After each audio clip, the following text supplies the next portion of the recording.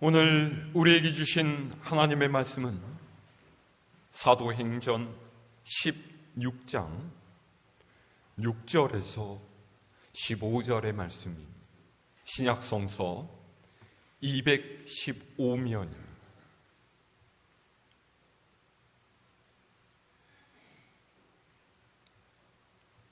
봉독하겠습니다. 성령이 아시아에서 말씀을 전하지 못하게 하시거늘 그들이 부르기아와 갈라디아 땅으로 다녀가 무시아 앞에 이르러 비두니아로 가고자 애쓰되 예수의 영이 허락하지 아니하시는지라. 무시아를 지나 드로아로 내려갔는데 밤에 환상이 바울에게 보이니 마게도냐 사람 하나가 서서 그에게 청하여 이르되 마게도냐로 건너와서 우리를 도우라 하거늘 바울이 그 환상을 보았을 때 우리가 곧 마게도냐로 떠나기를 힘쓰니 이는 하나님이 저 사람들에게 복음을 전하라고 우리를 부르신 줄로 인정함이로라. 우리가 드로아에서 배로 떠나 사모드라게로 직행하여 이튿날 네아폴리로 가고 거기서 빌립보에 이르니 이는 마게도냐 지방의 첫 성이요 또 로마의 식민지라.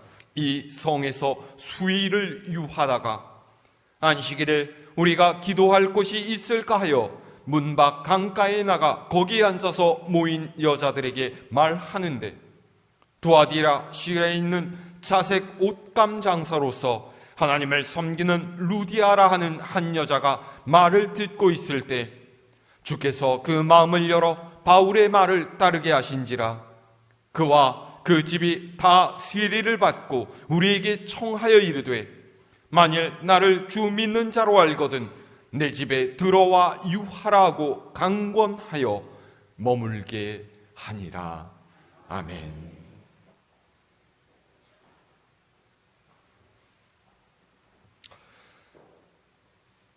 믿음의 사람에게 하나님을 향한 태도로 가장 먼저 요구되는 것은 바로 순종입니다.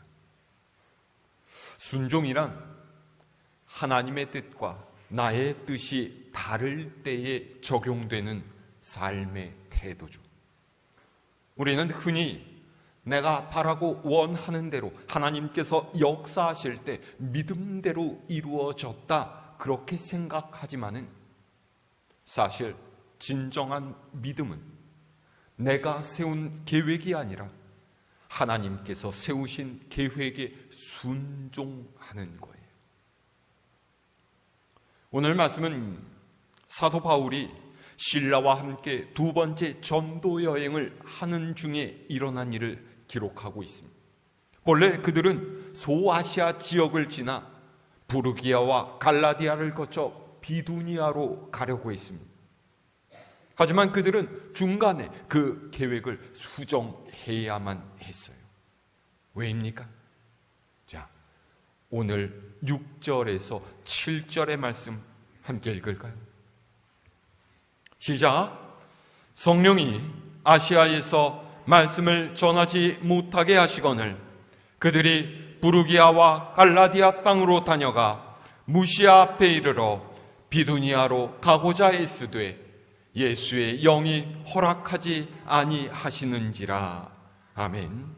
6절에도 7절에도 연거푸 두 번이나 성령이 그들의 활동을 막으셨고 그들이 가는 것을 허락하지 아니하셨다 이렇게 되어 있죠.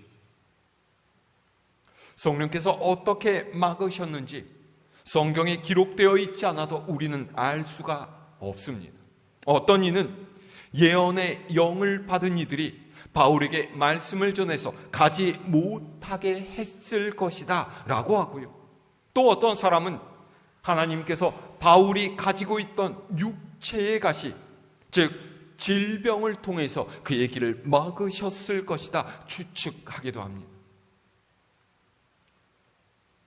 모두 설득력이 없지는 않지만은 사실 이것은 그리 중요한 것이 아닙니다. 보다 중요한 것은요, 왜 성령께서 바울의 계획을 막으셨는가 하는 것이죠. 바울은 전도 여행을 떠나기 전에 그가 돌아보아야 할 곳을 미리 정하고 면밀한 계획을 세웠습니다. 물론 이 계획을 그저 생각만으로 세우지는 않았을 거예요. 나름 기도하면서 하나님께 어디로 가야 할지를 구하지 않았겠습니까? 그런데 그렇게 세운 계획이 중간에 어그러진 것이죠. 그것도 어떤 환경적인 요인이나 전혀 예기치 않았던 문제가 일어나서 그런 것이 아니라 하나님께서 간섭하셨다라는 거예요. 아시아로 가려고 하는 것도 막으시고, 그래서 비두니아로 가려고 했더니 그것 또한 막으셨어요. 여러분, 만약 여러분이 바울의 처지라면 어떻게 하시겠습니까? 내가 주님을 위해서 복음을 전하려고 헌신하고 땀 흘려 애쓰고 있는데 하나님께서 그것들을 전부 다 휘방 놓으시는 것. 내가 지금 이것이 필요하니까 이렇게 해야 되겠다, 그렇게 생각하고 계획한 것과 하나님께서 내게 바라시고 원하시는 것이 다르다라는 것이죠. 그러면 어떻게 해야 됩니까? 사람마다 조금씩 다를 수 있겠지만 대략 3가지 정도의 반응이 있을 것 같습니다.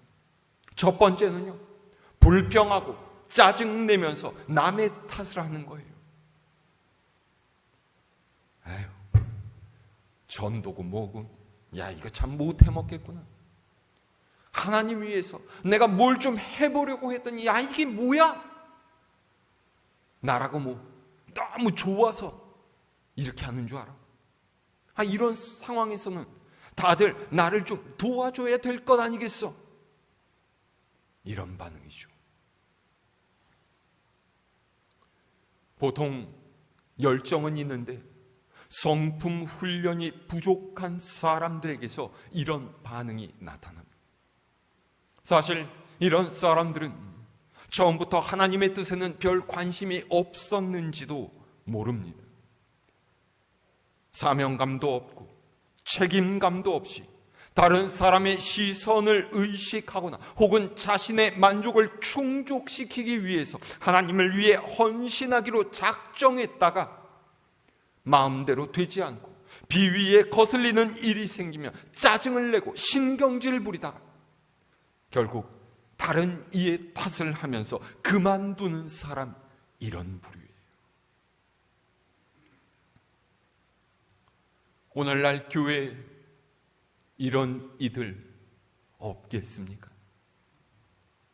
처음에 시작할 때는 신바람을 내면서 열심히 일하지만 조금씩 문제가 생기기 시작하면 화를 감추지 못하고 결국 자신의 사역을 던져버리는 거죠. 열정만 가지고서는 하나님께 헌신하기 어렵습니다. 세상의 방식으로는 하나님의 일을 할 수가 없어요. 그러면 오히려 자신도 상처를 받고 다른 사람과의 관계까지도 깨지게 되는 경우가 대부분이죠. 믿음으로 하는 일은 인내와 온유, 절제라는 성령의 열매가 뒷받침되어야 하는 것이지 세상적인 기술과 능력으로 하는 것이 아니라는 것을 우리는 기억해야만 합니다. 자, 두 번째의 반응은요, 무력함과 자괴감에 빠져서 일을 그만두는 경우예요. 도저히 힘들어서 더는 못하겠다. 나 같은 게 무슨 전도를 한다고 나섰을까? 난 아직 준비가 되지 않았어. 다른 이들에게 더 피해를 주기 전에 내가 먼저 그만두어야 되겠다. 그러면서 그냥 포기해 버리는 경우죠. 1차 전도 여행 때 바울과 바나바와 동행했던 마가 요한이 바로 이런 사람이 아니었나 싶습니다. 오늘날 우리 가운데서도 많은 이가 이런 함정에 빠집니다. 이런 경우는요, 믿음이 부족한 거예요. 하나님의 일은 사람의 지혜나 능력으로 하는 것이 아닙니다. 어렵고 힘겨운 상황에서도 하나님을 믿고 한 걸음 한 걸음 앞으로 나아가고자 하면 하나님께서 때에 맞게 도와주시고 그 고비를 넘어설 수 있게 하십니다. 마지막 세 번째 경우 어떤 반응입니까? 여기서 먼저 우리는 바울의 반응을 살펴볼 필요가 있어요. 우리가 아는 바울은요, 매우 심지가 굳건한 사람입니다. 자기 주관이 뚜렷하고요, 한번 정한 바는 뚝심 있게 밀어붙이는 그런 스타일이죠. 그래서 두 번째 전도 여행을 떠나기 전에 마가 요한을 데려가는 문제를 놓고 바나바와 심하게 다툰 것 아니겠습니까?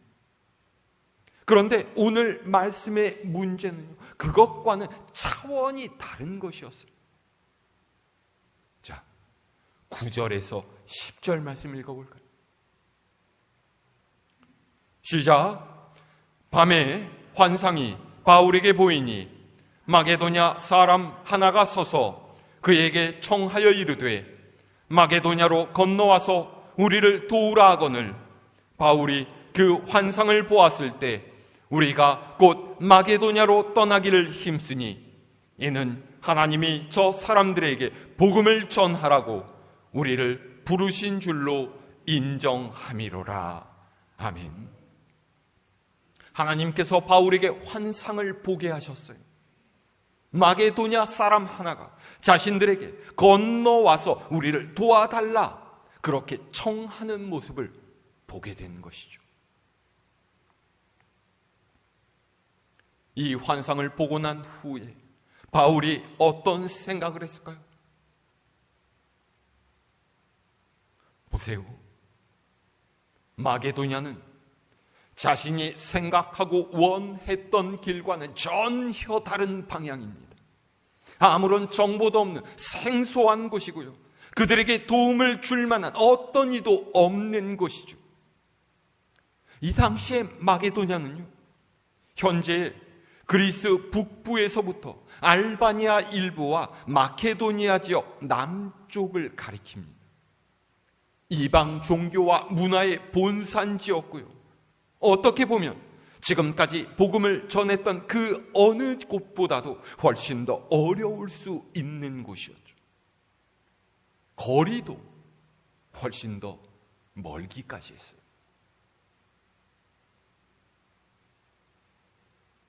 그런데 10절은 바울의 모습을 어떻게 기록하고 있습니까?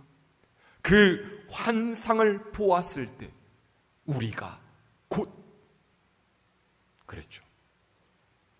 그러니까 잠시도 망설이지 않고 마게도냐로 가기로 작정하고 바로 실행했다라는 거예요. 즉시 순종했다라는 것이죠.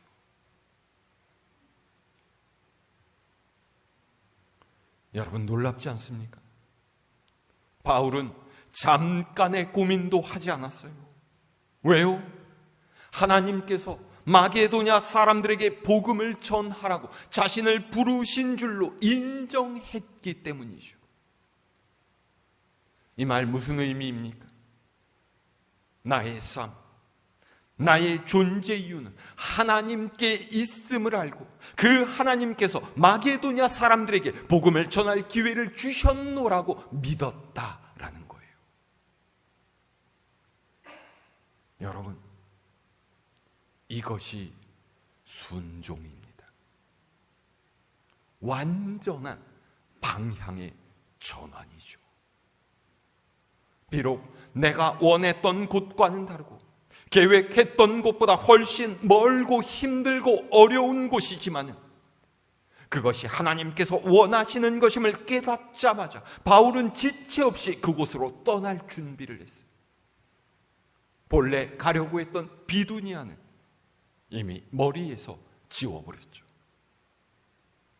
그에게 가장 중요한 것은 하나님의 뜻이었기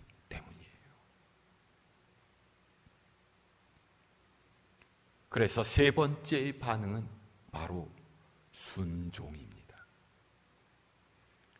하나님의 일을 한다고 하면서 내 생각과 내 계획을 고집하고 세상의 방식대로 행하는 것은 하나님을 신뢰하지 않는 거예요. 인간적으로 볼 때는 훨씬 더디고 전혀 아닌 것 같고 어떤 때는 어리석어 보이기까지 하지만 하나님의 생각과 계획은 우리의 것보다 훨씬 높고 크다라는 것을 우리는 인정해야만 합니다. 바울을 보세요. 그가 원래 가려고 했던 곳은 비두니아입니다. 그나마 자신에게 익숙하고 무엇을 해야 할지 다 계획해 놓았던 곳이었죠. 이에 비해서 마게도냐는 멀고 본래 계획에는 없었던 곳이에요. 생소하고 두려운 곳이었죠. 하지만 그곳은 하나님께서 원하시는 곳이고 하나님의 계획 속에 들어있는 곳이,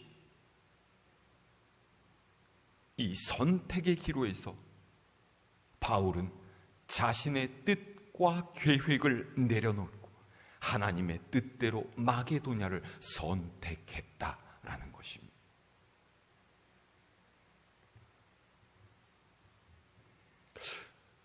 우리 인생에도 종종 이런 일이 일어나지 않습니까?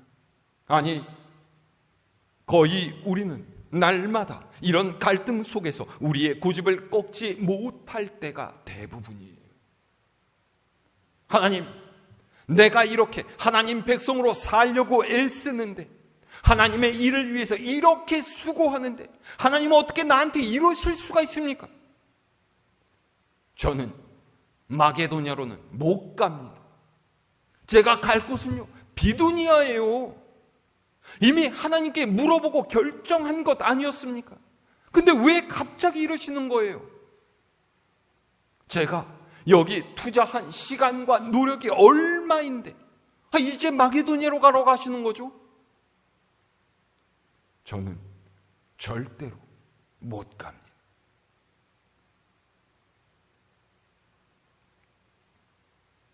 여러분,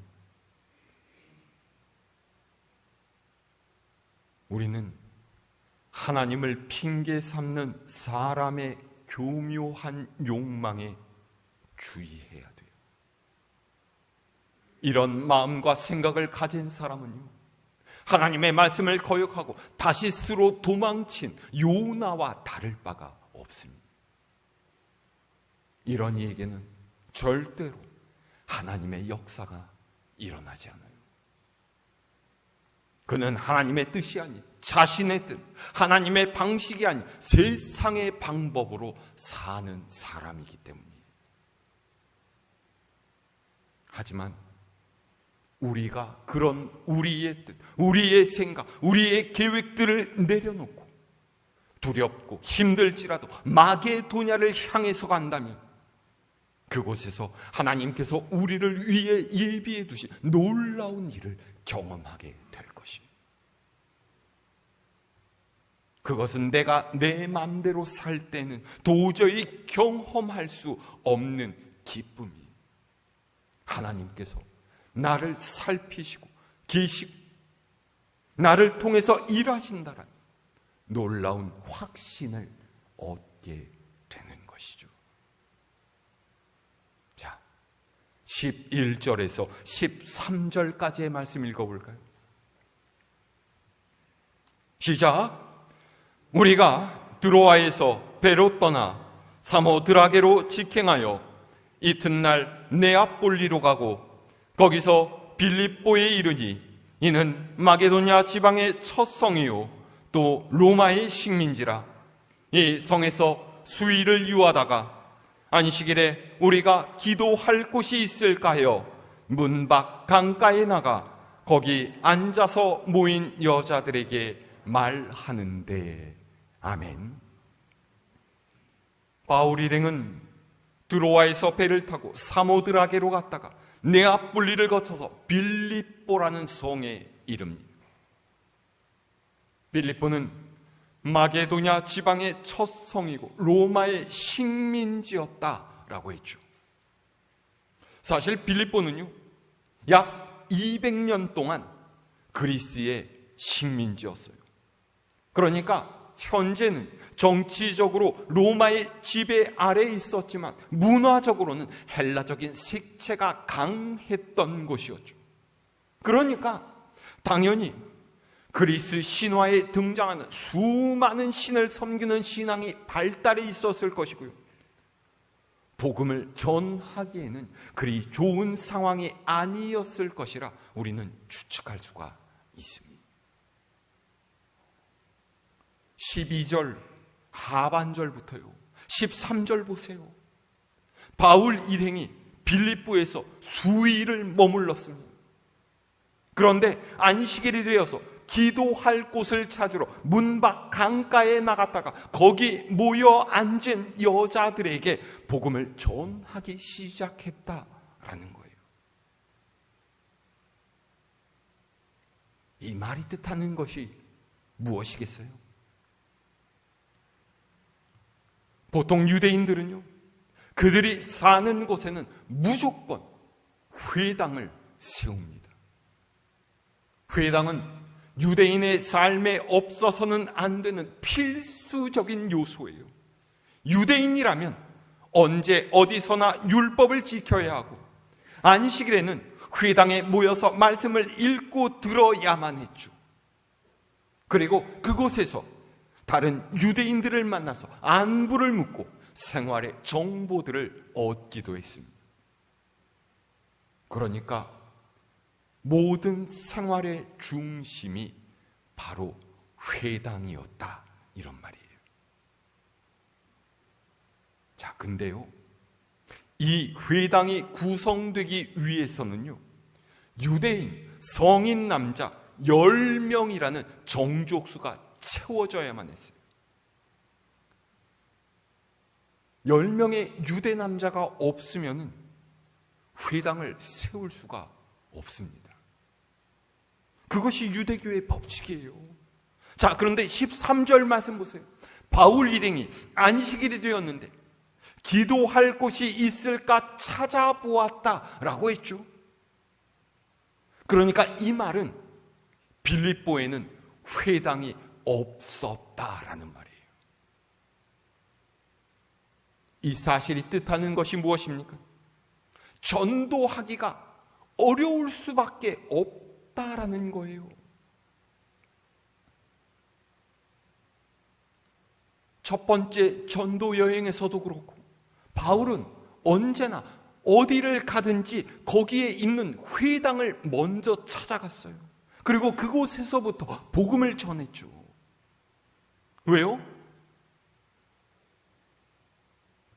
여호와 하나님이 어떤 신인지, 아브라함이 누군지, 모세가 누구인지도 모르는 사람들에게 복음을 전하기가 쉽겠습니까? 아니면 구약의 역사를 알고 여호와 하나님을 아는 사람들에게 복음을 전하는 게 쉽겠습니까? 당연히 후자인 거죠. 그런데 이 빌립보에는 아예 유대인의 회당 자체가 없었다라는 거예요. 참, 이게 얼마나 난감한 노릇입니까? 하나님의 말씀을 따라서 마게도냐로 온 바울이 얼마나 당황스러웠겠어요.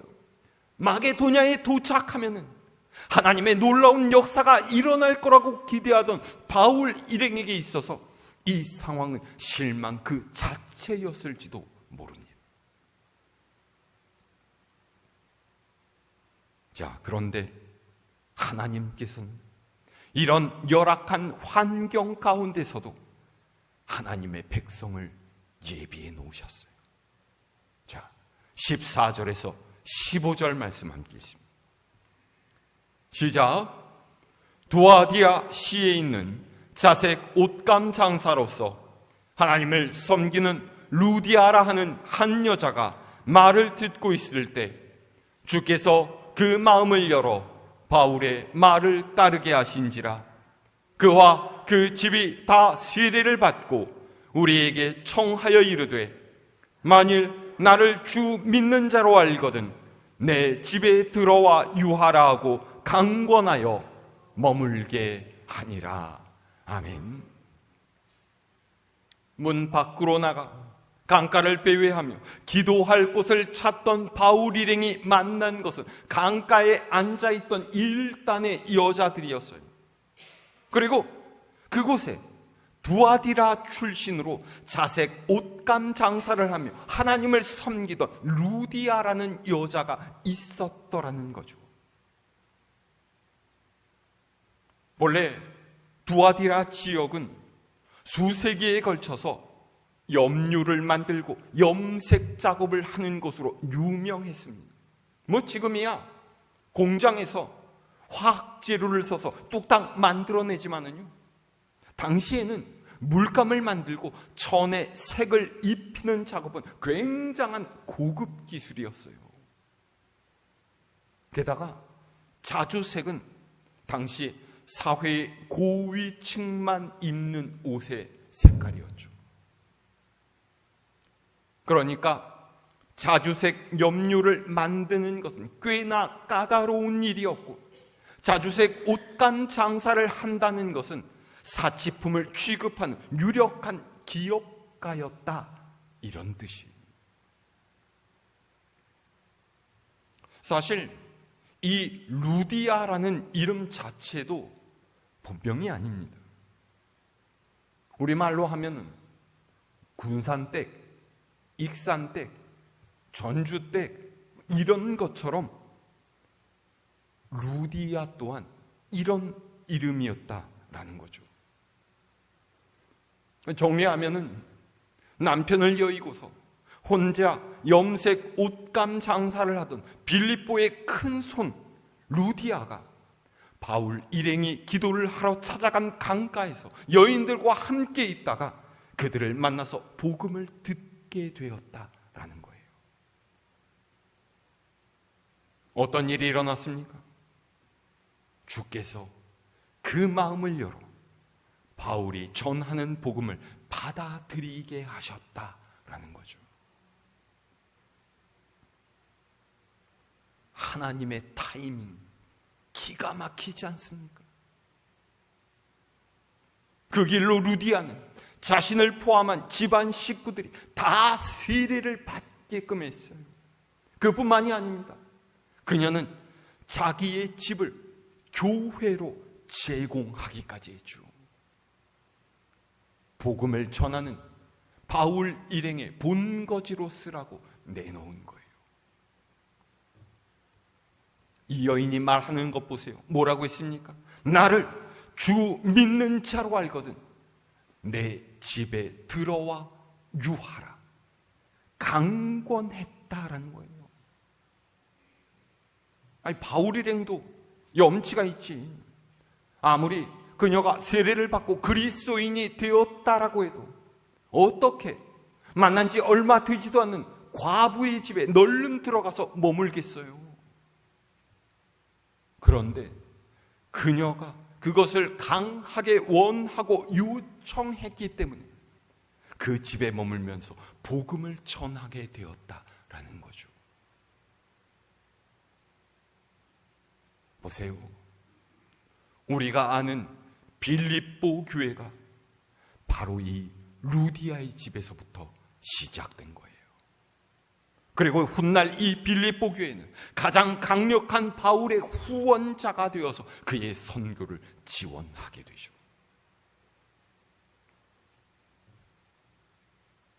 여러분, 오늘 성경이 우리에게 말씀하는 것이 무엇입니까?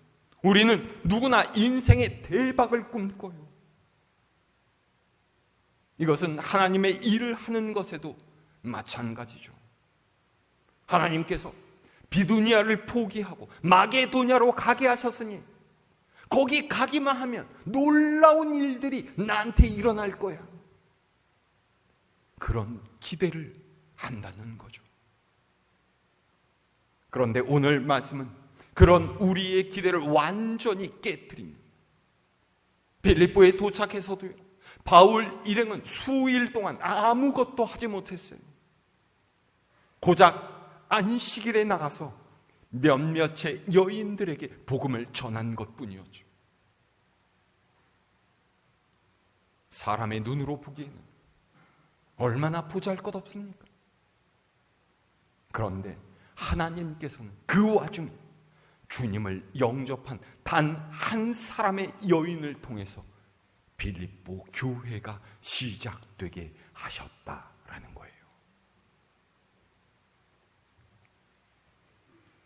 보세요. 우리는 언제나 엄청난 일을 기대하지만 하나님께서는 지극히 작은 한 사람을 통해서 그분의 역사를 시작하십니다. 우리는 많은 이들이 몰려드는 커다란 교회를 꿈꾸지만 하나님께서는 주님을 알지 못하는 몇몇의 여인들에게 복음을 전하라고 하세요. 그런데 그렇게 뿌려진 작디 작은 겨자씨가 자라나서 공중의 새들이 기대는 커다란 나무가 되듯이 하나님의 역사는 그렇게 자라난다라는 거예요. 우리는 오늘 말씀에서 순종의 열매가 어떻게 열리는지를 깨닫게 됩니다. 세상의 이치는요, 내가 비두니아를 포기하고 마게도냐로 갔더니 하나님께서 그곳에서 대박나게 해주셨다, 이런 거예요. 그런데 여러분, 순종은 이 다음의 대가를 바라고 하는 것이 아닙니다. 사람의 생각으로 하나님께서 하시는 일을 넘겨짚으면 안 돼요. 빌립보 교회는 강가에서 복음을 듣고 받아들인 한 여인의 회심으로부터 시작되었죠.